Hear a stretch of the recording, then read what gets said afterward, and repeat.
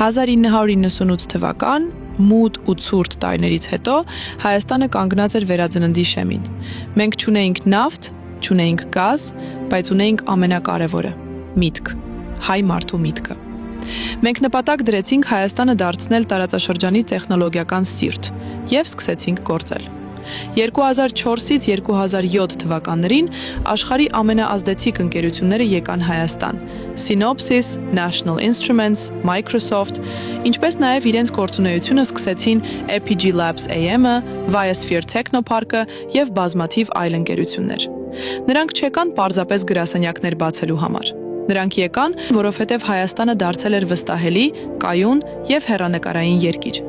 Այդ տարիներին բացվեցին հազարավոր բարձր վարձատրվող աշխատատեղեր, որոնք հնարավորություն տվեցին մեր լավագույն մասնագետներին մնալ Հայաստանում, կառուցել տուն և ապագա հենց այստեղ, հայրենիքում։ 10 տարի շարունակ Հայաստանը աշխարհին ներկայանում էր որպես Կովկասյան վագր։ Մենք ստեղծեցինք միջավայր, որտեղ գիտելիքը դարձավ կապիտալ, իսկ Made in Armenia պիտակը ՏՏ աշխարհում դարձավ որակի երաշխիք։ Մենք ունենք հաջողության փորձը։ Մենք գիտենք կառուցելու ճանապարհը և կարող ենք այն անցնել միասին։